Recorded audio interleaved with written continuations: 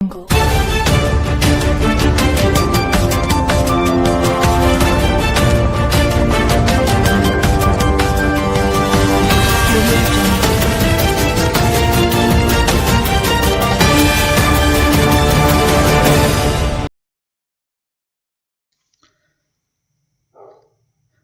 ವೀಕ್ಷಕರ, ರವಿ ದೊಡ್ಡಮನಿಯವರ ಸಾಹಿತ್ಯದಲ್ಲಿ ಕರ್ನಾಟಕ ರತ್ನ ನ್ಯೂಸ್ಗೆ ಸ್ವಾಗತ ಸುಸ್ವಾಗತ.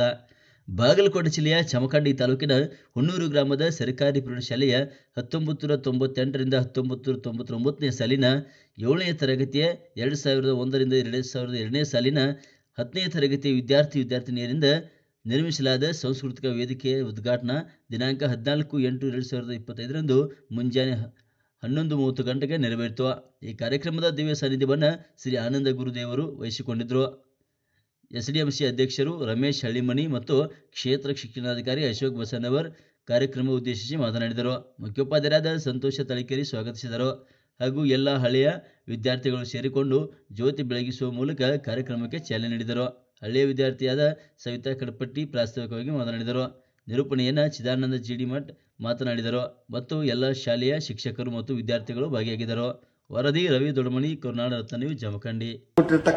ಎಲ್ಲರೂ ಕೂಡ ಯಾರು ಅನ್ಯತಾ ಬಯಸಿಕೊಳ್ಳದರೆ ನನಗೆ ಇಲ್ಲಿಂದ ತೆರಳಲಿಕ್ಕೆ ಅನುಮತಿಯನ್ನು ಕೊಡಬೇಕಂತೇಳಿ ನಾನು ವಿನಂತಿಯನ್ನು ಮಾಡ್ಕೊಳ್ತಾ ನಾನು ಎರಡು ಮಾತು ಮುಗಿಸ್ತಾ ಇದ್ದೇನೆ. ನಮಸ್ಕಾರ, ಥ್ಯಾಂಕ್ ಯು, ಧನ್ಯವಾದಗಳು. ಜೈ ಹಿಂದ್, ಜೈ ಕರ್ನಾಟಕ. ಅವರನ್ನ ಬಡಿದೆಬ್ಬಿಸ್ತಕ್ಕಂಥ ಕೆಲಸ ನೀವೆಲ್ಲರೂ ಕೂಡ ಮಾಡಬೇಕು. ಯಾವಾಗ ಮಾಡ್ಲಿಕ್ಕೆ ಸಾಧ್ಯ ಇದೆ ಅಂದರೆ ನಿಮಗೆ ಓದುವಿನ ಹಸಿವು ಮತ್ತು ನಾಲೆಜ್ದ ಹಸಿವು ಅಷ್ಟಿರ್ಬೇಕು. ಎಷ್ಟಿರ್ಬೇಕಂದ್ರೆ ಎಷ್ಟು ಓದಿದ್ರೂ ಸಾಕಾಗಬಾರ್ದು, ಎಷ್ಟು ತಿಳ್ಕೊಂಡ್ರೂ ಕೂಡ ಸಾಕಾಗಬಾರ್ದು. ಯಾವಾಗ ನಿಮಗೆ ನಾಲೆಜ್ ಬರ್ತದೆ, ನಾಲೆಜ್ ಇಸ್ ಪವರ್ ಅಂತ ಹೇಳ್ತೀವಿ ನಾವು, ಅವಾಗ ನಿಮಗೆ ಗೊತ್ತಿರಲಾರ್ದಾಗೇ ನಿಮ್ಮಲ್ಲಿ ಒಳಗಡೆ ಒಂದು ಜ್ವಾಲೆ ಸ್ಟಾರ್ಟ್ ಆಗ್ತದೆ. ಕಿಚ್ ಅಂತ ಹೇಳ್ತೀವಿ ನಾವು. ಕಿಚ್ ಯಾವಾಗ ಬರ್ತದೆ ಅಂದರೆ ಅದು ಹುಲಿ ಹಾಲು ಕುಡಿದ ಹಾಗೆ ಹೇಗೆ ಬರ್ತದೆ ಆ ರೀತಿ ನಿಮಗೆ ಓದಿದಾಗ ಮಾತ್ರ ಬರಕ್ಕೆ ಸಾಧ್ಯ ಇದೆ. ಅದಕ್ಕೆ ಬೇರೆ ಬೇರೆ ಸಂಗತಿಗಳನ್ನು ಓದಬೇಕು. ಇಲ್ಲೇ ನಾನು ಕಾರ್ಕಳದಲ್ಲಿ ಕೂಡ ಕೆಲಸ ಮಾಡಿದ್ದೀನಿ. ನಮ್ಮ ಇವರು ಕೂಡ ಅಲ್ಲೇ ಮಾಡಿದ್ದಾರೆ ಮೇಡಮ್, ಯಾರು ಸೈನ್ಸ್ ಸರ್ ಮೇಡಮ್, ಮಣಗುಳಿ ಮೇಡಮ್ ಕೂಡ ಅಲ್ಲೇ ಮಾಡಿದ್ದಾರೆ. ಅಲ್ಲಿ ಮಕ್ಕಳಿಗೆ ಇಲ್ಲಿ ಮಕ್ಕಳಿಗೆ ಏನು ವ್ಯತ್ಯಾಸ ಒಂದು ಸ್ವಲ್ಪ ಹೇಳ್ತೀರಿ. ಅವರು 10th ಅವರು ಕಲ್ತಿರ್ತಾರೆ, ನಮ್ಮಲ್ಲಿ 10th ರ್ಯಾಂಕ್ ಬಂದಿರ್ತಾನೆ. ನಮ್ಮ ಹುಡುಗ ಮಾರ್ಕ್ಸ್ ತೊಗೊಳೋದು ಅಷ್ಟೇ ಗೊತ್ತಿರ್ತದೆ, ಬಟ್ ಜೀವನದ ಶಿಸ್ತು ಗೊತ್ತಿರಲ್ಲ. ಬಟ್ ಅಲ್ಲಿ ಉಡುಪಿ ಕಾರ್ಕಳನಲ್ಲಿ ಏನಂದ್ರೆ ಜೀವನದ ಶಿಸ್ತು ಭಾಳ ಇರ್ತದೆ ಅವ್ರ ಕಡೆ. ನಾವು ಶಾಲೆಗಳಿಗೆ ಹೋದಾಗ ಏನು ಮಾಡ್ತಾ ಇದ್ರು, ಮಕ್ಕಳೆಲ್ಲ ಹಿಂಗೆ ಹಿಡ್ಕೊಂಡು ಕೂತ್ಕೊಳ್ತಾ ಇದ್ರು. 1ನೇ ತರಗತಿ 2ನೇ ತರಗತಿ ಮಕ್ಕಳು. ಏನೈತಪ್ಪ ಕೈಯಲ್ಲಿ ಹಾಗೆ ಹಿಡ್ಕೊಂಡು ಕೂತ್ಕೊಂಡು, ಸರ್ ಚಾಕ್ಲೇಟ್ ರ್ಯಾಪರ್ ಇದೆ ಅದನ್ನ ಯಾಕೆ ಹಿಡ್ಕೊಂಡು, ಸರ್ ಡಸ್ಟ್ಬಿನ್ ಎಲ್ಲಿ ಕಾಣ್ತಾ ಇಲ್ಲ ಸರ್ ಅಂದರೆ ಹೊರಗಡೆ ಬರುವವರೆಗೂ ಕೂಡ ಕೈಯಲ್ಲಿ ಹಿಡ್ಕೊಂಡು ಕೂತ್ಕೊಳ್ಬೇಕು. ಆಮೇಲೆ ಅದನ್ನ ತಂದು ಹೊರಗಡೆ ಹಾಕೋದು. ನಮ್ಮದು ಹಂಗಿಲ್ಲ, ಅಶಿಸ್ತು ಭಾಳ ಇರ್ತದೆ. ಅಶಿಸ್ತದಿಂದ ಶಿಸ್ತಿನೆಡೆಗೆ ಬರಬೇಕು, ಕತ್ತಲಿಂದ ಬೆಳಕಿನೆಡೆಗೆ ಬರಬೇಕು. ಬೆಳಕಿನಲ್ಲಿ ಆಲ್ರೆಡಿ ಇದ್ರಿ ಅಂದರೆ ಬೆಳಕಿನೊಳಗನೆ ಹೋಗಬೇಕು. ಇಂಥ ಉತ್ತಮವಾಗಿರ್ತಕ್ಕಂಥ ಸಂಗತಿಗಳಂತ ಎಲ್ಲರೂ ಅಳವಡಿಸ್ಕೊಳ್ಬೇಕು. ಮತ್ತು ಈಗ ಉತ್ತಮ ರೀತಿಯಲ್ಲಿ ನಮ್ಮ ಶಾಲೆ ನಡೆದಿದೆ. ನಾನು ಕೂಡ ಬೇರೆ ಕೆಲಸದ ಒತ್ತಡ ಇದ್ದೇವೆ. ನಾಳೆ ನಮ್ಮದು ಆಗಸ್ಟ್ 10 ಎಲ್ಲ ಹಿರಿಯ ವಿದ್ಯಾರ್ಥಿಗಳಿಗೂ ಕೂಡ ನನ್ನ ನಮಸ್ಕಾರಗಳನ್ನು ತಿಳಿಸಿ, ಇಲ್ಲಿ ಬಹುಮುಖ್ಯವಾಗಿ ಏನಪ್ಪ ಅಂದರೆ ಇವತ್ತು ನಮ್ಮ ಶಾಲೆಯಲ್ಲಿ ಸಾಂಸ್ಕೃತಿಕ ವೇದಿಕೆ ಅವಶ್ಯಕತೆ ಭಾಳಷ್ಟಿತ್ತು. ಯಾಕಂದರೆ ನಾನು ಕೂಡ ಇಲ್ಲಿ ಬಂದು 1 ವರ್ಷ ಆಯಿತು. ಲಾಸ್ಟ್ ಆಗಸ್ಟ್ 15 ಕಾರ್ಯಕ್ರಮ ನಡೆದಾಗ ಇಲ್ಲಿ ಊರಿನ ಗಣ್ಯರು ಪ್ರಮುಖರು ಬಹಳಷ್ಟು ಬರ್ತಾರೆ. ಬಂದಾಗ ಇಲ್ಲಿ ಅವ್ರನ್ನ ಕುಂಡ್ರಿಸಿ ಕಾರ್ಯಕ್ರಮ ಮಾಡ್ಬೇಕಂತೇಳಿ ನಾವೆಲ್ಲ ಯೋಜನೆ ಹಾಕೋತಾ ಇದ್ದೀವಿ. ಎಷ್ಟು ಒಂದು 20 ಮಂದಿ ಬರ್ತಾರೋ ಅಂತೇಳಿ ಅನ್ಕೊಂಡ್ರೆ ಒಂದು 30-40 ಮಂದಿ ಬರ್ತಾ ಇದ್ರು. ಬಂದಾಗ ಇಲ್ಲಿ ಮುಖ್ಯೋಪಾಧ್ಯಾಯರಿಗೆ ಕುಂಡ್ರಕ್ಕೆ ಜಾಗ ಇರ್ತಿರ್ಲಿಲ್ಲ. ಯಾಕಂದ್ರೆ ನಾವು ಕುಂಡ್ರಿಸ್ಬೇಕಾಗಿತ್ತು, ಕೂತು ಬಿಡ್ತಿದ್ರು ಅವ್ರು. ಮುಖ್ಯೋಪಾಧ್ಯಾಯರು ಹೊರಗೆ ನಿಂತಿರ್ತಿದ್ರು. ಯಾಕಂದ್ರೆ ನಮ್ಮ ಕೊಕ್ಕನವ್ರ ಸರಿಗೆ ಅದರ ಅನುಭವ ಐತಿ. ಹಾಗಾಗಿ ಇಂಥ ಒಂದು ವೇದಿಕೆ ನಮ್ಮ ಶಾಲೆಗೆ ನೀಡಿರ್ತಕ್ಕಂಥದ್ದು ಬಹಳ ವಿಶೇಷ ಅನ್ಕೋತೀವಿ ನಾವು. ಯಾಕಂದ್ರೆ ಸಿಮೆಂಟು, ಕಬ್ಬಿನ ಇಟ್ಟಿಗೆಗಳಿಂದ ನಾವೆಲ್ಲ ಕಟ್ಟಿರ್ಬೋದು. ಆದ್ರೆ ಇದನ್ನ ನಾವು ಯಾವ ರೀತಿ ಅನ್ಕೋತೀವಪ್ಪ ಅಂದ್ರೆ ನೀವೆಲ್ಲ ಹಿರಿಯ ವಿದ್ಯಾರ್ಥಿಗಳು ತಮ್ಮ ಹೃದಯದಿಂದ ಮೂಡಿರ್ತಕ್ಕಂಥ ಕನಸು ಮತ್ತು ಗುರುಗಳಿಗೆ ನೀಡಿರ್ತಕ್ಕಂಥ ಒಂದು ಕೃತಜ್ಞತಾ ಭಾವ ಅಂತೇಳಿ ನಾವು ಇವತ್ತು ನೆನೆಸ್ಕೋಬೇಕಾಗ್ತದೆ ಅಂತಕ್ಕಂಥದ್ದನ್ನ ಈ ಸಂದರ್ಭದಲ್ಲಿ ನಾನು ಹೇಳಲಿಕ್ಕೆ ಬಯಸ್ತಾ ಇದ್ದೀನಿ. ಯಾಕಂದ್ರೆ ನಾವು ಗುರುವಿನ ಹತ್ತಿರ ಕಲಿತ ಜ್ಞಾನ ಮರೆಯದೆ ಆ ಒಂದು ನಿಜವಾದ ಶಿಷ್ಯತನವನ್ನು ನೀವೆಲ್ಲ ಇವತ್ತು ಈ ಶಾಲೆಗೆ ನೀಡಿದಿರಲ್ಲ, ಅದು ಬಹಳ ವಿಶೇಷ. ಯಾಕಂದ್ರೆ ನಾನು ಕೂಡ BEd ಕಾಲೇಜಿನಲ್ಲಿ ಹಳೆಯ ವಿದ್ಯಾರ್ಥಿಯಾಗಿ ಅಲ್ಲಿ ವಿದ್ಯಾರ್ಥಿಯಾಗಿ ಕಲಿತಿರ್ತಕ್ಕಂಥ ಒಬ್ಬ ವಿದ್ಯಾರ್ಥಿ.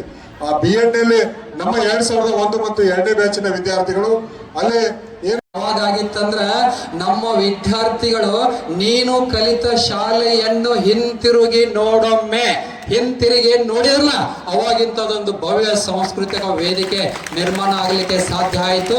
ಇವತ್ತಿನ ದಿವಸ ನಮಗೆ ಬಹಳ ಖುಷಿ ಆಗ್ಯದ.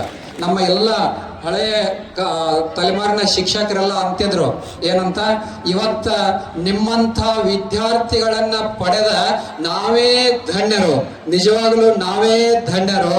ನಮ್ಮಂಥ ಗುರುಗಳನ್ನ ಪಡೆದ ನಿಮ್ಮಂಥ ವಿದ್ಯಾರ್ಥಿಗಳೇ ಧನ್ಯರು. ಮತ್ತೆ ಇದಕ್ಕಿಂತ ಹೆಚ್ಚಿಂದ ಏನು ಖುಷಿ ಬೇಕ್ರಿ ನಮ್ಗ? ಜೀವನದೊಳಗ ನಾವೇನು ಸ್ವಂತ ಬೆವರು ಸುರಿಸಿ ದುಡಿಯೋದಿರ್ತದಲ್ಲ, ಆ ದುಡಿದಂತ ಹಣವನ್ನ ಸದ್ವಿನಿಯೋಗ ಮಾಡೋದಿರ್ತದಲ್ಲ, ಅದ್ರ ಮುಂದೆ ಬೇರೆ ಯಾವ ಪುಣ್ಯ ಕಾರ್ಯ ಇಲ್ಲ.